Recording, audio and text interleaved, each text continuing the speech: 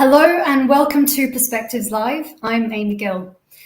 Today we'll be discussing the rise in ethical investing and looking at how digital wealth providers can empower their investors by making the relevant information and products available to them. I'm delighted to be joined by two experts today. Firstly, Cath Whitaker, the CEO of SelfWealth, one of the largest online broking firms in Australia, and Michelle Cameron, Head of Sustainable Finance Solutions at Refinitiv, a London Stock Exchange Group business. Welcome to both of you. Thank you for having me. Great. So, Cath, I'm sure most people in Australia will already be familiar with SelfWealth and are probably using your platform as well. But could you introduce the audience to who SelfWealth is and tell us a bit about your mission statement, who your customers are, and what you're trying to help them achieve? Yeah, absolutely. And so SelfWealth is all about empowering people to achieve financial freedom. We were started just over a decade ago now. And to date, we have in excess of $8 billion worth of assets on the platform. We're all about promoting community. So giving people a community type forum to get onto the platform, to share their experience, share their questions, sometimes compare portfolios as well to each other. But we're all about, doing the very best we can for our retail investors. So they have a platform that is reliable, low cost, easy to use. And also what's really important to us is that they have credible, timely information for them to make their investment decisions on. In terms of our membership base, ever growing, which is wonderful. We have now close to 115,000 active traders. So these are people who not just have emails registered on our platform, these are people who are actually trading on a regular basis, predominantly millennial as well. However, we are seeing significant growth across all demographics, which we're just really pleased to assist people in their wealth creation journey. Great. And Michelle, sustainable finance, ESG, climate change, they're themes we're hearing a lot about in the media at the moment. Obviously, COP26 happened a few weeks ago. And this is impacting governments, the financial industry, corporations, but also individuals. So how are you seeing these themes impact individual retail investors? And can you comment a bit about that trend overall? Yeah, absolutely, Amy. So I think there are multiple factors driving the growth in ESG and ethical, sustainable investing in finance. And as you mentioned, hot off the back of the COP summit, it's definitely front of mind for the entire financial community. So it was really great timing for SelfWealth to have recently launched ESG within their platform. And I really congratulate them for being a leader in this field.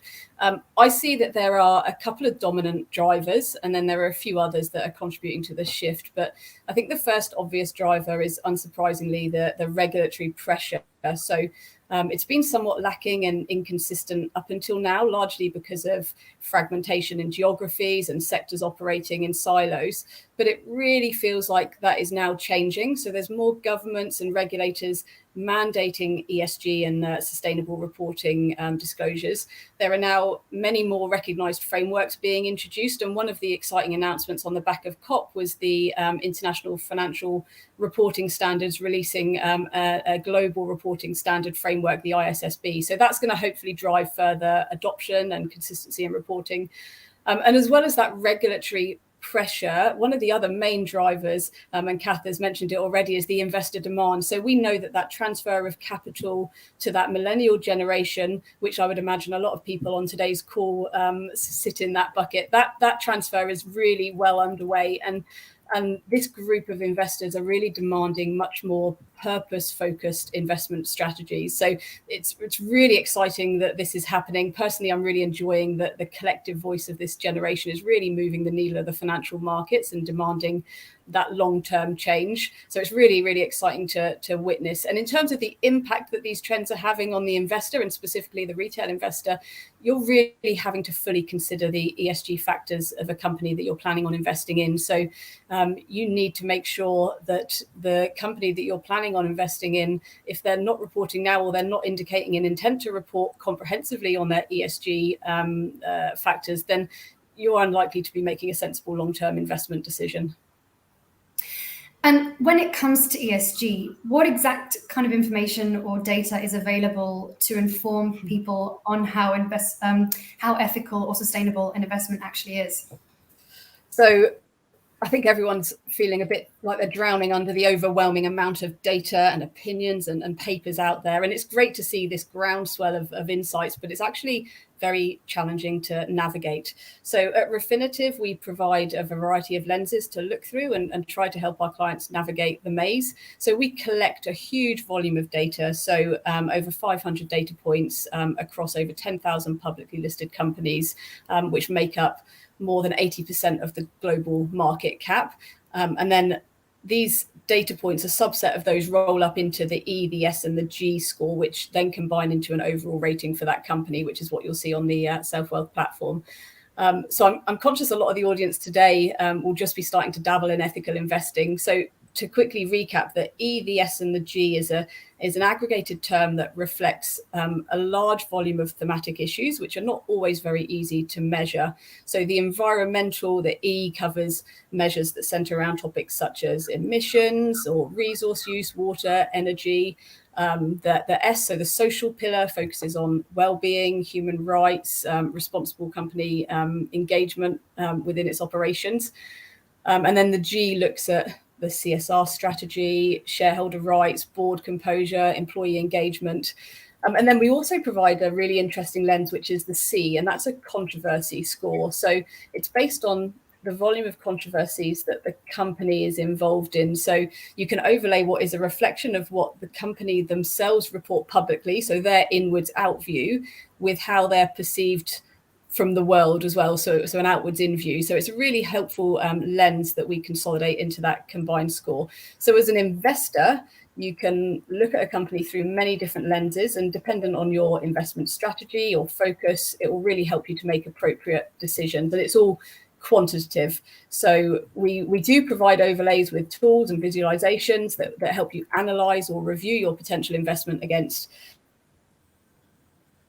peers or across different sectors or through different lenses, or you can overlay your own portfolios. But we see our role as a provider of data to make sure that you're getting fully transparent, unbiased, fact-based information that will allow you to make decisions regardless of your investment strategy preference. And it sounds like having a score or a rating just makes it a bit more digestible as an individual investor to understand kind of in an easy way. And Cath, that's obviously something you've incorporated into your platform now. So could you tell us a bit about your strategy here and how that's differentiating your offering? Absolutely. So, and, just to recap on what Michelle said, myself as a retail investor, I just found there was just the plethora of information. I didn't have time to sift through it all. I was deeply concerned about greenwashing as well, and how that was portrayed when companies would talk about themselves. So when we thought about what ESG meant to SelfWealth, and it is something that ESG is something I've felt very, very passionately about for many years, and many of the SelfWealth team are exactly feeling the same way.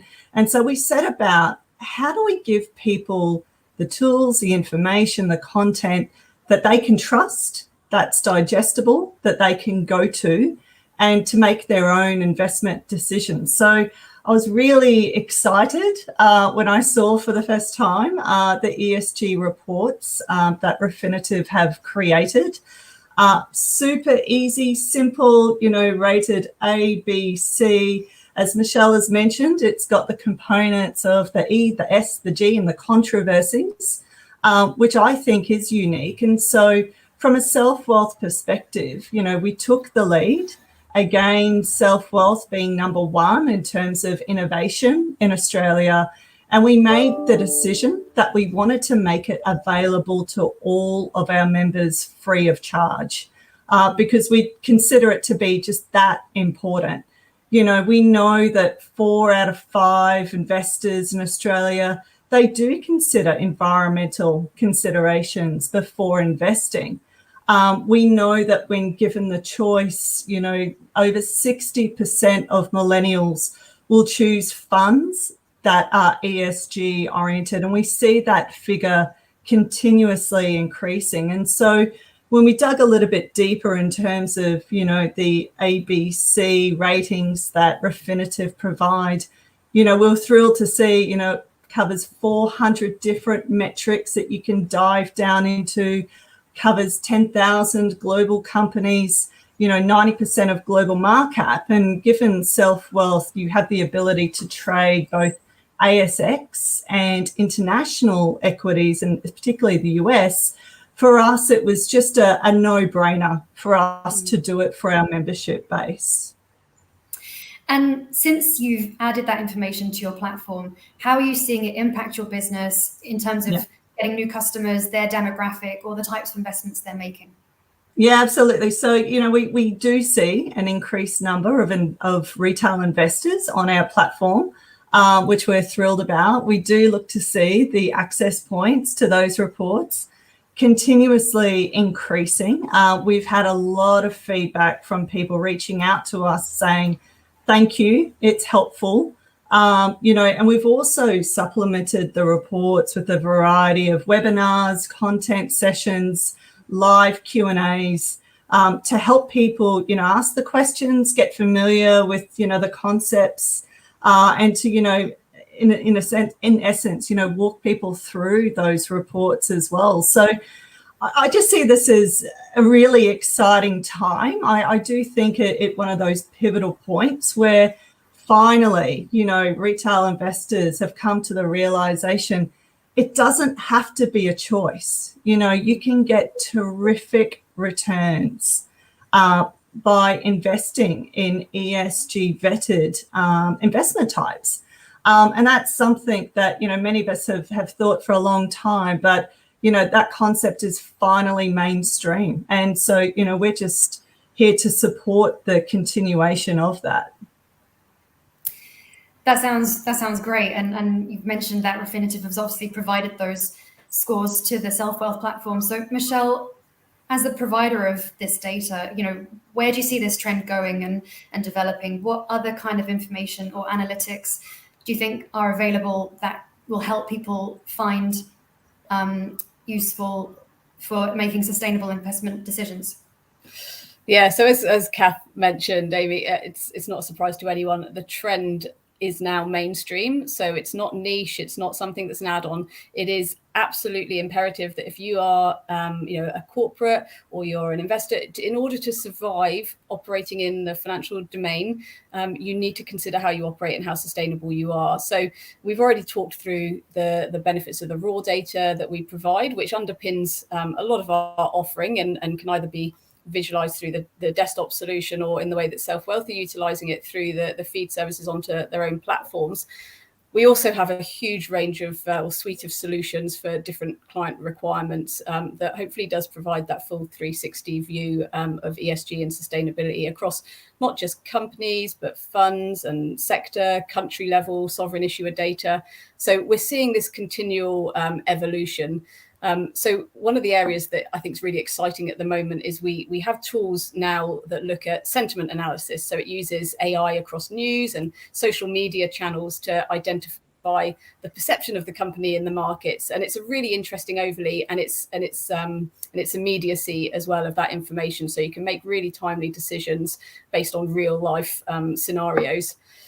And then as we talk about the evolution of solutions, another thing to mention is that Refinitiv are now part of the broader London Stock Exchange group. And so that has provided us access to complementary tools and data sets and index capabilities that provide an even more comprehensive view. So we're really evolving quickly in this space, as is the rest of the financial community. We're constantly exploring where else we can get ahead of financial trends and looking at new areas such as, you know, crypto and the sustainability implications of digital asset investment, inclusion and strategy. So lots of areas that we are digging into. But we also recognize that ESG and sustainable investment, it's not a one size fits all model. So dependent on your investment strategy or sector you're particularly interested in, whether you're a trader or a portfolio manager, a retail investor, there are a huge amount of tools available that will enable you to look at potential investment decisions through different lenses and provide context and ultimately optimize your financial performance. As Cath said, we know now that, and it's been proven time and time again, that you will get optimum performance if you include ESG in your investment strategies. So it's really supporting that shift to a more sustainable, reflective and viable financial ecosystem of the future. I think that performance piece is really important. ESG investing is no longer just something good to do. It's also driving returns, which is what people ultimately want when they're making investment decisions. And just then talking about innovation. So Cath, you've led the way by incorporating ESG factors. What's next for SelfWealth? Yeah, so look, proud to say SelfWealth has been number one multiple times in Australia in terms of innovation. Next area that we're looking at is deploying crypto functionality onto the platform. Super excited to say we were first to announce that, the first platform that is going to have both equities trading, crypto trading in the same platform. We start beta testing on that next month in December. So rollout won't be too far after that. But again, done in a very self-wealthy way, which is, we're making it as simple as possible, trying to de-risk as much as possible. So we're only going to offer 5 coins to start with, going to be heavily supplemented with education, with content.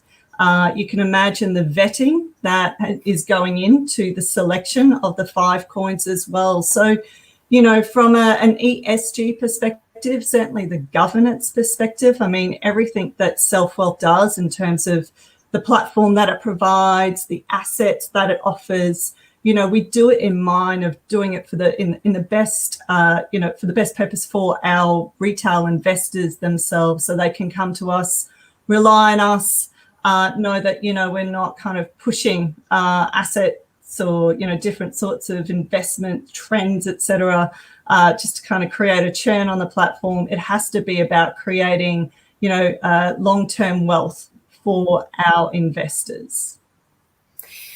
And finally, you just mentioned the governance aspect, and obviously diversity and inclusion is one part of that. It's great that we've had an all-women panel today, and you're obviously leading the walk, or walking the walk at SelfWealth by having a woman as a CEO, which is great to see. So are you seeing an increase in diversity and inclusion across the wealth management industry, or is that another area where you're leading the way? Yeah, look, I do believe that there is still a long way to go on that. SelfWealth, yes, female CEO, female CFO, ASX listed. I'm told that puts us in 0.5% of all ASX listed companies, which I still find incredible. When I look at our membership base on the platform, our female constituents, they are growing, which is terrific to see. But there's still a balance that needs to occur there in terms of, would like to see more females get onto the platform so they can build out their longer term wealth journey. Look, I think in terms of an industry, it's still very evident, meetings that I have, whether it be with fund managers, third parties, competitors, it's still, often I'm often the only female in the room. And so, it is something that, there's no need for it to be like that. So, it is a case of still improvements to be done. And, I look forward to being part of the generation that makes that happen. I think we all do. So thank you very much, Cath and Michelle. That wraps up the discussion for today. So thanks for joining us. Thank you. And thank you all for watching. I hope you enjoyed the discussion as much as I have. If you'd like to learn more about Refinitiv ESG data and solutions that can empower ethical investing, please click on the link below or leave us a comment and we'll get back to you. Otherwise, thank you again for joining, and we hope to see you at another Perspectives Live soon. Thanks.